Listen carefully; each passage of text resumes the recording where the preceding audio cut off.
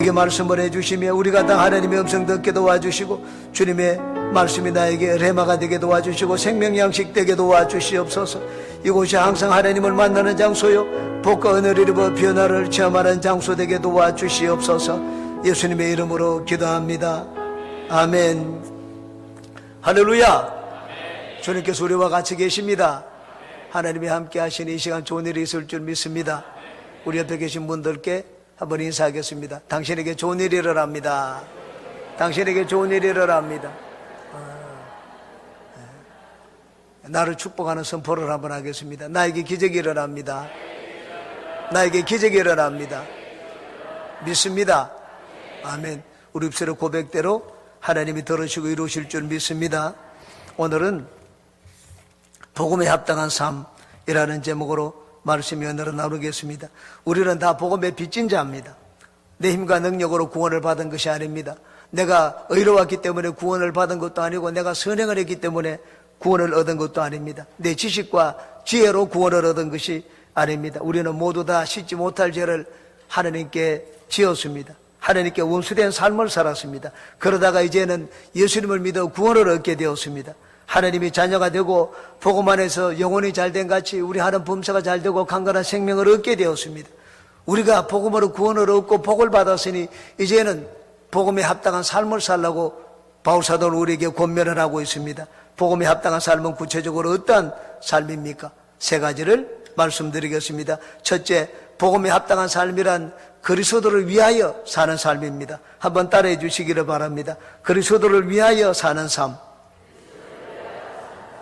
그리스도가 내 가치관의 중심이 되어야 됩니다. 내 생각과 말과 행동이 그리스도에게 유익이 되는지를 우리는 항상 먼저 살펴보고 생각을 해야 됩니다. 바울사도는 고백을 했습니다. 나에게 사는 것이 그리스도라면 나는 죽어도 유익하다고 말을 했습니다. 바울사도는 자기가 로마 감옥에 갇힌 것으로 인하여 복음이 더 활발하게 전파되는 것을 보고 오히려 기뻐했습니다. 나는 죄수의 몸이지만은 복음이 더 활발하게 전파되니 나는 기쁘다고 말씀을 했습니다. 나에게 좋은 일이 생기면 웃고 좋지 않은 일이 생기면 슬퍼하는 것이 아니라 그리스도의 복음이 유익한지 아닌지를 생각해서 우리가 웃고 우는 것, 이것이 바로 복음에 합당한 삶입니다. 예수님은 항상 하나님 아버지의 영광을 먼저 생각을 했습니다. 십자가를 지는 것은 너무나 큰 고난이었습니다. 그러나 예수님은 십자가를 할 수만 있으면 십자가를 지지 않기를 원했지만 내 뜻대로 행하지 않고 아버지 하나님의 뜻대로 행하기를 원했습니다. 그래서 아버지의 영광을 위한 길을 택했습니다. 누가복음 22장 42절입니다. 이르시되 아버지여 만일 아버지의 뜻이거든 이 잔을 내게서 옮기시옵소서. 그러나 내 원대로 맛이 없고 아버지의 원대로 되기를 원하나이다 하시니, 그러므로 복음을 위한 삶이란 그리스도와 복음의 유익이 내 행동의 결정 기준이 되는 삶을 말합니다. 웨스트민스터 대요리 문답 제1조에는 우리 인간의 제일 가는 목적은 하나님을 영화롭게 하는 것이라고 했습니다. 하나님의 영광, 하나님의 이익, 하나님을 높이는 것, 이것이 바로 우리 삶의 목적이 되어야 된다는 것입니다. 그리스도를 위해서라면 내 이익도 내려놓고 양보도 하고 희생을 하는 것, 이것이 바로 복음을 위한 삶입니다. 바울 사도는 나에게 사는 것이 그리스도라면 죽는 것도 유익하다고 고백을 했습니다. 실제로 바울 사도와 같은 그런 삶을 산 자가 있습니다. 그는 보리소 콤펠드라고 하는 유대인 출신 의사였습니다. 스탈린 치하에서 스탈린이 신이 아닌 인간이라고 말한 그 제목으로 인하여 체포되었습니다. 그리고 저기 수용소로 보내졌습니다. 그러나 그는 의사였기 때문에 수용소에서 환자들을 치료했습니다.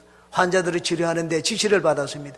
죽어가는 환자, 살리지 못할 환자는 죽도록 내버려 두라고 했습니다. 치료하는 흉내만 내지 목숨을 연장시켜주고 살리지 말도록 지시를 받았습니다. 그의 치료는 형식적이고 기계적이었습니다. 이 보리스 콤펠드는 의사로서 인간성이 아주 철저하게 파괴되고 있음을 느꼈습니다. 그러다가 어느 날 동료 죄수로부터 그리스도에 대해서 전도를 받게 되었습니다. 그는 전도를 받고 예수님을 구주로 영접을 했습니다. 그리고는 그 수용소 안에 지하 공동체, 예수 믿는 지하 공동체가 있다는 것을 알게 되었습니다. 그리고 자기가 구원받은 것은 바로 그 지하 공동체에서 자기를 위해서 기도하는 중보기도 때문이라는 것을 알게 되었습니다. 아, 나는 이웃의 빚을 졌구나. 그래서 이웃의 빚을 갚아야 되겠다고 생각을 했습니다. 그때부터 이 환자에 대해서 최선을 다했습니다. 죽어가는 환자를 그냥 내버려 두지 않고 최선을 다해서 살렸습니다. 한 번은 장암이던 환자가 자기에게 찾아왔습니다. 그대로 내버려 두면 당연히 죽을 환자였습니다.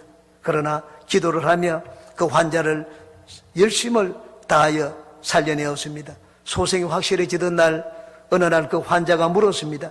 왜 당신은 이렇게 위험한 시도를 하면서 나를 살리려 합니까? 당신은 죽음이 두렵지 않습니까? 이런 질문을 했습니다. 그러자 그 보리스는 환자에게 이렇게 대답을 했습니다. 괜찮습니다. 염려하지 마세요. 이미 당신과 나를 살리고자 죽으신 분이 계시거든요. 아니, 도대체 그가 누굽니까? 예수 그리스도입니다. 예수님은 나와 당신을 살리기 위해서 십자가에 돌아가셨다고 말을 하면서 복음을 전했습니다. 그 후에 이 의사 보리스는 죽어갈 환자, 죽여야 될 환자를 살린 것 때문에 문책을 당했습니다.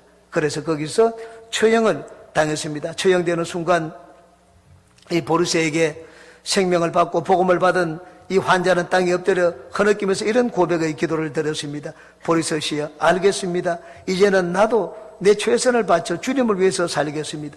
나도 이제는 그분의 이름을 전하겠습니다. 라고 고백을 했습니다. 바로 이가 노벨상을 수상받은 작가 알렉산더 솔제니친입니다. 그 체험을 바탕으로 해서 수용수 군도라는 책을 썼습니다. 그래서 1970년도에 노벨 문학상을 받게 되었습니다. 많은 사람에게 예수 그리스도를 증거하는 전도자가 되었습니다. 우리가 그리스도를 위하여 살면 하나님의 은혜를 입습니다. 29절을 보시기 바랍니다. 그리스도를 위하여 너희에게 은혜를 주신 것은 이라고 했습니다. 하나님 우리에게 은혜를 베푸시되 나를 위하여 은혜를 베푸신 것이 아니라 그리스도를 위하여 은혜를 베푸셨다고 말씀을 하고 있습니다. 그러므로 우리가 그리스도를 위하여 살겠다고 결심을 하고 또 그렇게 살면 우리는 하나님의 은혜 가운데 살 수가 있습니다. 바울 사도는 그리스도를 위하여 자신의 모든 것을 바쳤습니다. 율법을 위하여 목숨을 바치던 그 삶에서 돌이켜서 그리스도와 복음을 위하여 자신의 목숨을 바쳤습니다. 그리스도와 복음을 증거하는 바울 사도 인생에 하나님이 친히 동행하여 주셨습니다. 병든 자를 고치고 죽은 자를 살리는 권능을 나타내 주셨습니다. 어려운 일을 만났지만 죽지 않도록 하나님이 지키고 보호해 주셨습니다. 바울 사도가 죽은 뒤에도 그 이름이 후세 대대로 기억되도록 만들어 주셨습니다. 나를 위하여 사는 인생은 역사에서 사라지고 맙니다. 그러나 그리스도를 위하여 사는 인생은 역사의 길이 기억이 됩니다. 예수님이 마지막 유월절을 지나기 위하여 베다니 문둥이 이 베다니의 나사로의 집에 들어갔습니다. 나사로가 죽었다가 살아났기 때문에 그 나사로의 누이는 너무너무 고마웠습니다. 예수님이 자기 집에 오자 이들은 잔치를 벌였습니다. 언니 마르다는 나가서 잔치상을 준비하고 마리아는 예수님 발깃에서 말씀을 들었습니다. 말씀을 듣다가 갔습니다. 가가지고는 아주 비싼 향유 나드 한 근을 순전한 나드 향유 한 근을 가져다가 깨뜨렸습니다. 그리고는 예수님의 몸에다가 부었습니다. 이 광경을 본 가룟 유다가 깜짝 놀랐습니다. 아주 호통을 쳤습니다. 요한복음 12장입니다. 이 향유를 어찌하여 300데나리온에 팔아 가난한 자들에게 주지 아니하였느냐 하니 이렇게 말하면 가난한 자들을 생각함이 아니요 그는 도둑이라 동결을 맞고 거기 넣는 것을 훔쳐 가밀어라.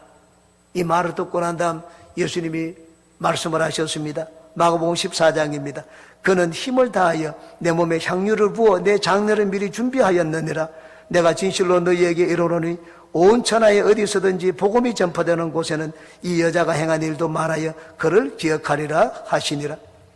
이 마리아가 한 일은 사복음서에 모두 기억되어 있습니다. 역사에 대대로 역사가 지나가면서 이 마리아의 일을 기억하도록 예수님께서는 명령을 하셨습니다. 우리가 그리스도를 위하여 살면 우리는 하나님께 은혜를 입습니다. 이 세상에서도 아름다운 지위를 얻고 저 세상에서도 영생을 얻습니다. 성경에 이렇게 말씀을 합니다. 예수님이 이르시되 내가 진실로 너희에게 이르노니 나와 복음을 위하여 집이나 형제나 자매나 어머니나 아버지나 자식이나 전투를 벌인 자는 현세에 있어 집과 형제나 자매와 어머니와 자식과 전투를 100배나 받되 박해를 겸하여 받고 내세 영생을 받지 못할 자가 없느니라. 그리스도와 복음을 제일 가는 목적으로 삼고 살게 되면 우리 삶은 반드시 하나님께 복을 받습니다. 바로 그것이 복음에 합당한 삶입니다. 여러분은 그리스도와 복음을 여러분의 인생의 제일 가는 목적으로 삼기를 주님의 이름으로 축원합니다. 두 번째, 복음에 합당한 삶이란 믿음으로 사는 삶입니다. 또 한번 따라해 주시기 바랍니다. 믿음으로 사는 삶. 믿음의 삶이란 예수님이 십자가에서 나를 위하여 해주신 것을 내가 인정하고 받아들이는 삶입니다. 예수님은 내 죄의 빚을 갚기 위해서 내 죄의 짐을 지고 십자가에서 하나님 앞에 무서운 형벌을 받았습니다. 예수님이 십자가에서 형벌을 받음으로 이제 내 죄의 짐의 굴레는 벗겨지게 되었습니다. 그러므로 나는 이제 더 이상 죄인이 아닙니다. 내 죄의 굴레가 벗겨졌는데도 불구하고 여전히 내가 내 죄와 실험한다면 그건 믿음의 삶이 아닙니다. 믿음으로 산다는 것은 예수님이 나에게 해주신 것을 그대로 내가 인정하고 받아들이는 것입니다. 예수님은 내 현재와 과거, 미래의 모든 죄를 짊어지고 십자가에서 심판을 받았습니다. 내 죄의 값을 단번에 치렀습니다. 이제 내가 그것을 인정하고 받아들이기만 하면 됩니다. 아, 나는 이제 더 이상 죄인이 아니구나. 나는 이제 하나님 앞에 용서받은 의인이 되었구나. 내가 그렇게 생각하고 그렇게 믿는 것입니다. 바로 이것이 복음에 합당한 삶입니다. 하나님이 나를 용서하셨기 때문에 나도 내 자신을 용서해야 됩니다. 더 이상 죄인이라고 하고 죄책감을 가지고 살면 안 됩니다. 나에게 죄를 지은 사람이 있으면 그도 용서해야 됩니다. 왜냐하면 하나님이 그도 용서하셨기 때문입니다. 믿음으로 산다는 것은 내가 하나님의 용서를 받아들이며 사는 것을 말합니다. 스위스에 안드레아라고 하는 할머니가 있었습니다. 남편이 몇 년 전에 사망을 했습니다. 남편이 사망하고 나자 외로워졌습니다. 외로워지자 주위를 비판하기 시작을 했습니다. 사람들을 미워하고 고집스러운 늙은이가 되어버렸습니다. 그런데 하루는 친구가 책을 한 권 소개해 주었습니다. 그 책은 용서에 관한 책이었습니다. 그 책을 읽고 난 다음에 용서가 무엇인지 깨달았습니다. 야, 하나님이 나를 용서해 주셨구나. 그 마음에 있던 상처가 순식간에 사라지게 되었습니다. 그리고는 자신에게 상처를 주었던 사람들을 용서하고 그들에게 가서 또한 용서를 구했습니다. 그러자 삶이 달라졌습니다. 삶이 달라지고 인생이 행복해지기 시작을 했습니다. 자기 이름을 바꾸었습니다. 이름을 안드레아에서 해피라고 바꾸었습니다. 해피 할머니는 88세에 알프스 정상에서 행글라이를 타고 하늘을 날아 프랑스 잡지의 표지 인물이 되었습니다. 91세에는 보급 비행기를 타고 아슬아슬한 고결을 해서 다시 한번 세상을 놀라게 했습니다. 남을 비판하는 습관이 완전히 이제는 사라졌습니다. 새로운 삶을 살게 되었습니다. 여러분, 믿음으로 산다는 것은 예수님이 나를 용서해 주신 그 용서를 받아들여서 용서하며 사는 것을 말합니다. 예수님은 십자가에서 거룩한 삶을 사는 길도 마련해 놓았습니다. 내 육신이 연약하여 우리는 율법의 요구로 다 이루지를 못합니다. 하나님이 하라는 대로 우리는 그런 삶을 살지를 못합니다.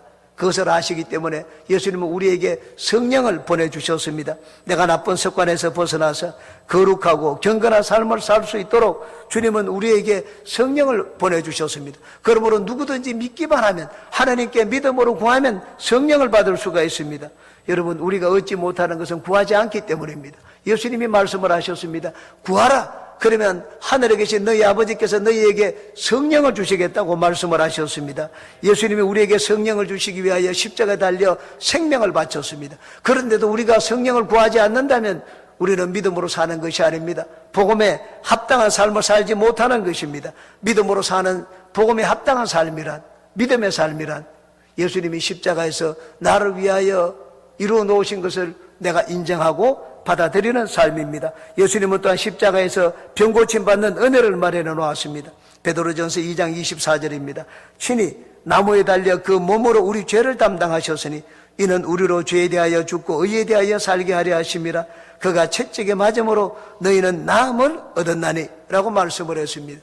예수님은 부활승천하시기 전에 제자들을 불러놓고 말씀을 하셨습니다. 믿는 자들에게 이런 표적이 따르리니 너희들이 내 이름으로 귀신을 쫓아내고 병든 자에게 손을 얹으면 나을 것이라고 말씀을 했습니다. 그러므로 이제 내가 예수님을 믿는데도 병든 자에게 손을 얹고 병고침을 구하지 않는다면 그것은 믿음으로 사는 것이 아닙니다. 믿는 자에게는 이런 표적이 따른다고 했기 때문에 우리는 예수 이름으로 귀신을 쫓아내고 병든 자에게 손을 얹고 병을 고쳐야 됩니다. 이것이 바로 믿음으로 사는 삶입니다. 그것이 복음에 합당하게 사는 삶입니다. 또한 우리는 그리스도 안에 있는 부요를 누려야 됩니다. 주님은 우리에게 풍성한 생명을 주시기 위해서 당신의 목숨을 바쳤습니다. 십자가에서 우리의 가난과 저주를 예수님은 대속해 주셨습니다. 갈라디아 3장 13절입니다. 그리스도께서 우리를 위하여 저주를 받은 바 되사 율법의 저주에서 우리를 속량하셨으니 기록된 바 나무에 달린 자마다 저주 아래에 있는 자라 하였습니다. 이는 그리스도 예수 안에서 아브라함의 복이 이방인에게 미치게 하고 또 우리로 하여금 믿음으로 말미암아 성령의 약속을 받게 하려 함이라고 말씀을 했습니다. 아브라함의 복이 하나님을 전혀 모르던 우리에게 미치도록 하기 위하여 예수님은 십자가에서 저주를 받았습니다. 고린도후서 8장 9절입니다. 우리 주 예수 그리스도의 은혜를 너희가 알거니와 그가 부유하신 자로서 너희를 위하여 가난하게 되시면 그의 가난함을 인하여 너희로 부유하게 하려 하심이라고 말씀을 했습니다. 그러므로 예수님을 믿는 여러분들은 날마다 여러분 선포하시기 바랍니다. 나는 오늘이 어제보다 나았고 내년은 금년보다 나았다. 예수님이 우리를 부유하게 하기 위해서 십자가를 주셨기 때문에 우리는 그 은혜를 받아들여야 됩니다. 바로 그것이 믿음으로 사는 삶입니다. 또한 우리는 영생천국을 소망하며 살아야 됩니다. 예수님이 십자가에서 몸을 찢으심으로 하나님과 우리 사이에 가로막혀 있던 장벽을 다 허물어 놓았습니다. 예수님은 천국에 먼저 가셔서 우리가 있을 곳을 마련해 놓았습니다. 요한복음 14장입니다. 너희는 마음에 근심하지 말라. 하나님을 믿으니 또 나를 믿어라. 내 아버지 집에 거할 곳이 많도다. 그렇지 않으면 너희에게 일렀으리라. 내가 너희를 위하여 거처를 예비하러 가노니 가서 너희를 위하여 거처를 예비하면 내가 다시 와서 너희를 내게로 영접하여 나 있는 곳에 너희도 있게 하리라 고 말씀을 하셨습니다. 그러므로 여러분 죽음을 두려워하지 말아야 됩니다. 죽음을 두려워하지 않는 것은 예수님이 나를 위하여 천국을 마련해 준 것을 내가 받아들이지 못하는 것입니다. 그러므로 예수님을 믿으면 복음에 합당하게 사는 삶은 늘 천국을 소망하며 사는 것입니다. 바로 그것이 믿음으로 사는 것이고 복음에 합당하게 사는 것입니다. 믿음으로 산다는 것은 또한 하나님의 말씀을 믿는 삶을 말합니다. 하나님은 모든 은혜를 말씀 가운데 감추어 놓았습니다. 말씀에 순종하여 행하면 놀라운 일이 일어납니다. 감추어진 하나님의 은혜와 능력을 우리는 체험할 수가 있습니다. 가나의 혼인잔치에서 포도주가 떨어졌습니다. 어머니가 하인들에게 말을 했습니다. 당신들은 저분이 말씀을 하시는 것을 무슨 말씀을 하시든지 들으라고 했습니다. 하인들은 그 어머니 마리아의 말을 듣고 예수님이 하시는 대로 따라했습니다. 예수님은 이 전례의식을 행하는 물통에다가 물을 채우라고 했습니다. 포도주가 떨어졌는데 물을 갖다 채우라고 했습니다. 전혀 터무니없는 짓이었습니다. 그런데 하인들은 따지지를 않았습니다. 예수님이 시키는 대로 아구까지 항아리 입구까지 물을 채웠습니다. 그러고 난 다음 이제는 물을 떠가지고 연회장에게 갖다 주라고 했습니다. 포도주를 찾는 연회장에게 물을 갖다 주라고 했습니다. 하인들은 물을 떠가지고 갖다 주었습니다. 그런데 놀라운 일이 일어났습니다. 가는데 보니까 물이 포도주로 바뀌었습니다. 예수님 말씀에 순종했더니 물이 포도주로 바뀌는 놀라운 은혜와 능력을 알게 되었습니다. 하나님의 놀라운 능력은 말씀에 감추어져 있습니다. 그러므로 우리가 말씀에 순종하여 행하면 감추어져 있는 하나님의 능력을 우리는 보게 됩니다.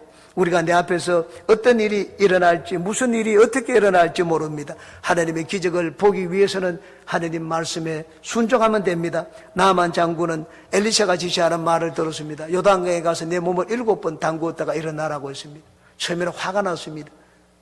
우리 나라에 있는 강물보다 더 더러운 물에 몸을 씻으라니 차라리 돌아가겠다고 했습니다. 온천에 몸을 씻어서 낫는다면 우리 나라에는 더 좋은 온천이 많다고 했습니다. 그러나 하인들의 간언을 듣고 나만 장군은 요단강에 들어가서 몸을 담그었다가 7번째 일어났습니다. 7번째 일어나니 몸이 참 어린아이의 피부같이 되었습니다. 가뭄이 들었을 때 사렙다 가부는 엘리야가 시키는 대로 했습니다. 엘리야가 와가지고는 물 좀 달라고 했습니다. 물을 떨어가는데 다시 불렀습니다. 물만 가져오지 말고 떡도 조금 만들어 오라고 했습니다. 이 사렙다 가부는 참 어이가 없었습니다. 아무리 선지자지만 이럴 수가 있느냐고 생각을 했습니다. 우리 집에는 밀가루가 한 움큼 있고 기름이 조금 있습니다. 내가 이제는 내 아들과 함께 그것으로 마지막 떡을 해물고 죽으려고 합니다. 그래 네 마음대로 하라고 했습니다. 그렇지만 먼저 나에게 와서 나를 섬기면 내가 섬기는 야훼 하나님이 말씀을 하시기를 이 가뭄이 다할 때까지 너희 집에 밀가루가 떨어지지 않고 기름이 마르지 않겠다고 말씀을 하셨다고 했습니다. 사렙다 과부는 그 말씀을 받아들였습니다. 즉시로 떡을 해가지고 엘레에게 가서 섬겼습니다. 그랬더니 가뭄이 다할 때까지 3년 동안 사렙다 과부의 가정에 양식이 떨어지지를 않았습니다. 매일매일 기름이 떨어지지 않고 밀가루가 다하지 않는 은혜를 체험하게 되었습니다. 여리고성을 공격을 할 때 하나님은 여호수아에게 땅을 하루에 한 바퀴씩 돌고 마지막 날에는 7바퀴를 돌고 외치라고 했습니다. 참 그러면 여리고성이 무너질 것이라고 했습니다. 여호수아는 그 말을 있는 그대로 받아들였습니다. 백성에게 전했습니다. 하루에 매일 한 바퀴 돌도록 했습니다. 잠을 자고 그 다음날 일어나서 또 돌고 마지막 7번째 날에는 7바퀴를 돌고 그리고 외쳤습니다. 그랬더니 그 두꺼운 여리고 성벽이 무너졌습니다. 하나님은 광야의 이스라엘에게 많은 기적을 행하고 그들을 돌보아 주셨습니다. 하나님이 이스라엘에게 놀라운 일을 행하신 그 이유와 목적을 성경은 이렇게 말씀을 합니다. 신명기 8장입니다. 내 하나님 야훼께서 이 40년 동안에 내게 광야 길을 걷게 하신 것을 기억하라. 이는 너를 낮추시며 너를 시험하사 내 마음이 어떠한지 그 명령을 지키는지 지키지 않는지 알려 하심이라. 너를 낮추시며 너를 줄이게 하시며 또 너도 알지 못하며 내 조상들도 알지 못하던 만나를 내게 먹이신 것은 사람이 떡으로만 사는 것이 아니요 야훼 입에서 나오는 모든 말씀으로 사는 줄을 내가 알게 하려 하심이니라. 여러분 우리 인생의 행복과 축복은 예수 그리스도의 십자가 은혜를 믿고 순종해서 사는 삶이 있습니다. 바로 그것이 복음에 합당하게 사는 삶입니다. 복음에 합당한 삶을 사는 여러분에게 십자가의 은혜와 하나님의 능력이 여러분 삶 가운데 충만하게 임하시기를 주님의 이름으로 축원합니다. 세 번째입니다. 복음에 합당한 삶이란 그리스도의 고난에 동참하는 삶을 말합니다. 한번 또 따라해 주시기 바랍니다. 그리스도의 고난에 동참하는 삶. 29절을 다시 한번 보겠습니다. 그리스도를 위하여 너희에게 은혜를 주신 것은 다만 그를 믿을 뿐 아니라 또한 그를 위하여 고난도 받게 하려 함이라고 말씀을 했습니다. 복음에 합당한 삶이란 좋은 것만 구하는 삶이 아닙니다. 물론 복음은 우리에게 좋은 것을 줍니다. 우리의 죄를 사하고 우리의 병을 고치고 우리에게 거룩과 성령 충만을 주고 부여를 주고 영생 천국에 대한 소망을 줍니다. 복음을 위하여 복음은 우리에게 좋은 것을 줍니다. 그러나 바울사도는 하나님 앞에 좋은 쪽만 구하지를 않았습니다. 하나님이 좋은 것을 주셨으니 자기도 이제는 자기의 가장 좋은 것을 드려야겠다고 생각을 했습니다. 그래서 주님을 위하여 자기의 목숨을 바쳤습니다. 바울사도는 복음을 위하여 모든 것을 바쳤습니다. 그토록 귀하게 여기던 율법을 배설물처럼 버렸습니다. 복음을 위하여 목숨도 아까워하지 않았습니다. 복음을 위하여 사는 삶이 어떠한 것인지 바울사도는 이 빌립보 교인들에게 잘 보여주었습니다. 2차 선교 여행 때 빌립보에 도착을 했습니다. 점치는 귀신 들린 여종 하나가 바울 사도를 따라다니면서 외쳤습니다. 이 사람들은 하나님의 구원의 도를 전하는 높은 종들이라고 했습니다. 귀신이 얘기하는 것 받아들일 수가 없습니다. 괴로웠습니다. 그래서 점치는 귀신에게 들려있는 이 여종에게 들려있는 점치는 귀신을 내어 쫓았습니다. 점을 못 치니까 자기 이익이 이제 끊어졌습니다. 이 여종의 점치는 귀신 들린 여종의 주인들이 바울과 실라를 붙들었습니다. 그리고는 관청으로 데리고 갔습니다. 재판도 받지 않고 바울과 실라는 실컷 두드리게 맞았습니다. 채찍에 맞고 매로 맞고 그러고 난 다음에는 감옥에 던져졌습니다. 감옥에 수감된 뒤에 바울 사도와 실라는 하나님을 원망하지 않았습니다. 우리가 좋은 일을 하는데 왜 이렇게 갇혔습니까? 원망하지 않았습니다. 오히려 복음을 위하여 박해를 받고 감옥에 간 것을 기뻐했습니다. 한밤중이 되어서 바울과 실라는 그 쇠사슬에 묶인 채로 찬양을 불렀습니다. 갑자기 지진이 일어났습니다. 사람들의 창고에 풀렸던 것이 다 벗겨지고 감옥의 옥문이 열렸습니다. 그러나 죄수들은 어느 누구도 도망가지를 않았습니다. 하나님의 살아계심을 느꼈기 때문입니다. 그 일로 인하여 간수와 그의 온 집이 예수를 믿게 되었습니다. 그리스도와 복음에 동참하는 삶이 어떤 것인지 빌립보 교인들은 실제로 잘 보고 체험을 했습니다. 지금도 마찬가지입니다. 바울사도가 여기 로마 감옥에 갇혀 있는 것은 세상에 죄를 지었기 때문이 아닙니다. 복음을 위하여 바울사도는 여기 메인자가 되었습니다. 오해를 받아가지고 붙잡혀 이곳까지 오게 되었습니다. 그런데 하나님이 오는 도중에 놀라운 은혜를 베풀어 주셨습니다. 유라굴로 광풍 가운데 은혜를 베푸셨고 멜리데 섬에 들어갔을 때 은혜를 베풀어 주셨습니다. 죄수였지만 마치 개선장군처럼 떠받들려서 로마에 들어오게 되었습니다. 그래서 바울사도가 감옥에 수감되어 있는데도 불구하고 많은 높은 사람들이 날짜를 예약을 해가지고 바울사도에게 와서 복음을 들었습니다. 하나님이 우리에게 은혜를 베푸시는 것은 그리스도와 복음을 위한 고난에 동참하라고 그렇게 하시는 것입니다. 너희들이 보지 않았느냐고 했습니다. 복음의 고난에 그리스도를 위한 고난에 동참하면 하나님이 은혜를 베푸신다는 것은 너희가 보지 않았느냐고 말을 했습니다. 복음을 위하여 산다는 것은 박해를 피하는 삶이 아닙니다. 오히려 박해를 받아들이고 그 박해를 인하여 기뻐하는 것입니다. 저는 평신도 때 성령 충만한 은혜를 입었습니다. 나가서 진짜 닥치는 대로 복음을 전했습니다. 욕을 먹었습니다.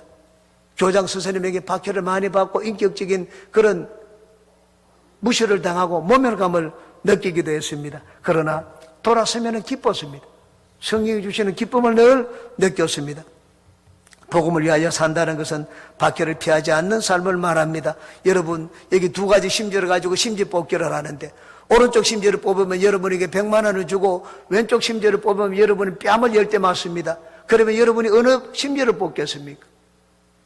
오른쪽은 100만 원 주고 왼쪽은 뺨을 10대 맞는다면 여러분 다 100만 원, 많은 사람들이 100만 원 준다는 그 심지를 뽑을 것입니다. 그런데 바울사도는 그렇게 하지 않았습니다. 뺨을 10대 맞는 이쪽을 택했습니다. 아무나 할 수 없는 것입니다. 그러나 주님이 은혜를 주시면 그런 삶을 택할 수도 있습니다. 바로 그것이 그리스도의 고난에 동참하는 은혜입니다. 복음에 합당한 삶은 그리스도의 고난에도 동참하는 삶을 말합니다.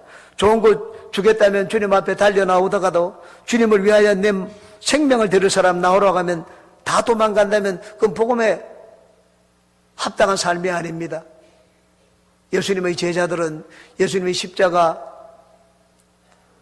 겟세마네 동산에서 체포될 때 전부 도망갔습니다. 어떤 사람들은 배 호디부를 입고 있다가 호디부를 잡아당기니까 알몸으로 도망간 적도 있었습니다. 베드로는 참 죽는 자리까지 자기는 따라가겠다고 하더라고도 목숨이 위태로운 지경에 이르자 예수님을 부인했습니다. 3번이나 부인하고 예수님을 저주하기까지 했습니다. 하나님의 특별한 은혜를 입지 못했기 때문입니다. 그러나 나중에 이들은 달라졌습니다. 오순절날 성령을 받고 난 다음에 이들은 목숨을 내어놓는 것을 조금도 아까워하지 않았습니다. 주님께 구하고 얻기만 하고 바라던 삶에서 이제 주님과 복음을 위하여 자신의 귀한 생명까지도 내어놓는 삶으로 바뀌게 되었습니다. 바로 이것이 복음에 합당한 더 성숙한 삶입니다. 예수님은 십자가로 우리 인생에 필요한 모든 문제를 다 해결해 주셨습니다. 우리 죄를 대속해 주시고 우리에게 의의 옷을 입혀 주셨습니다. 우리 가난과 저주를 청산하시고 우리에게 부유한 삶을 주셨습니다. 예수님의 채찍 맞음으로 우리에게 병고침과 건강을 주셨습니다. 예수님은 우리 연약함을 아시기 때문에 성령을 보내주셨습니다. 예수님은 하늘을 가는 모든 길을 열어놓으시고 영원한 생명을 우리에게 주셨습니다. 예수님은 우리를 위하여 십자가에서 주시지 않은 것이 없습니다. 십자가로 우리에게 모든 것 주신 그 예수님이 우리에게 말씀을 하셨습니다. 마태복음 16장 24절입니다. 이에 예수께서 제자들에게 이르시되 누구든지 나를 따라오려거든 자기를 부인하고 자기 십자가를 지고 나를 따를 것이니라. 여러분, 진정 복음에 합당한 삶이란 예수님 앞에 구하기만 하는 삶이 아닙니다. 십자가로 이루신 것을 누리기만 하는 삶이 아닙니다. 진짜 복음에 합당한 삶이란 자기를 부인하고 자기 십자가를 지고 예수님을 따르는 삶입니다. 이것이 바로 주님의 십자가 복음의 고난에 동참하는 삶입니다. 주님과 복음을 위하여 내 시간을 내어드리고 물질도 내어드리고 내 행복도 양보하고 기쁨도 양보하는 삶이 고난에 동참하는 삶입니다.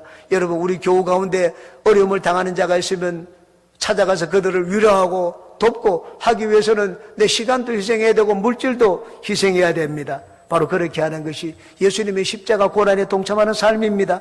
지난주에 이수양 집사님이 주님의 품으로 갔습니다.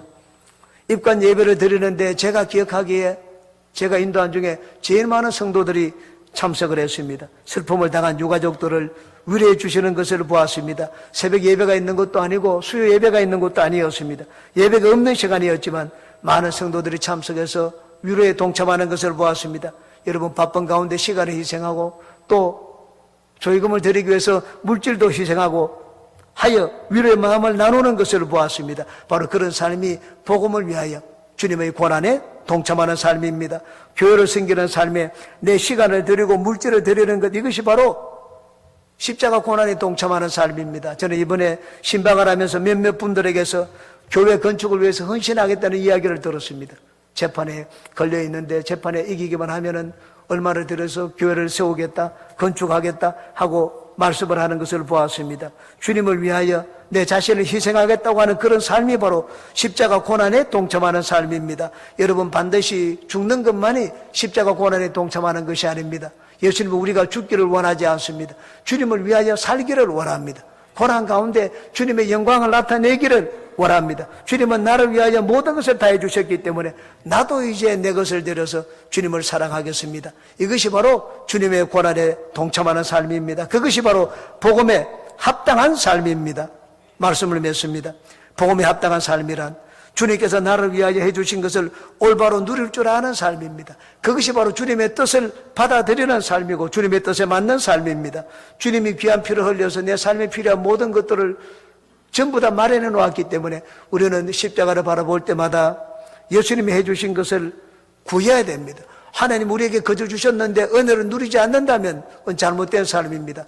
예수님이 십자가를 해주신 은혜를 누리는 것, 이것이 바로 복음에 합당한 삶입니다. 뿐만 아니라 복음에 합당한 삶이란 은혜를 갚는 삶도 포함됩니다. 주님께 많은 은혜를 입었으니 이제 내가 내 자신을 들어서 다른 사람에게 유익을 끼치는 삶을 살겠습니다. 예수님이 생명을 바쳐 많은 사람의 유익을 나눠준 것처럼 나도 내 것을 희생해서 다른 많은 사람에게 유익을 주겠습니다. 바로 이것이 주님의 십자가 고난에 동참하는 삶이고 복음에 합당한 삶입니다. 그것 역시 하나님의 은혜 없이 되지 않습니다. 나를 죽이는 것은, 내 것을 희생하는 것은 하나님의 은혜 없이 되지를 않습니다. 우리가 하나님 앞에 더 깊은 은혜를 얻으면 바로 이런 삶에 동참할 수가 있습니다. 여러분은 하나님 앞에 받는 은혜만 구하는 것이 아니라 여러분 자신을 나누어주기 위해서, 나누어주는 기쁨을 얻기 위해서 더 깊은 은혜를 얻고 또 그와 같은 복음적인 삶에 동참하는 모든 분들이 되시기를 주님의 이름으로 축원합니다.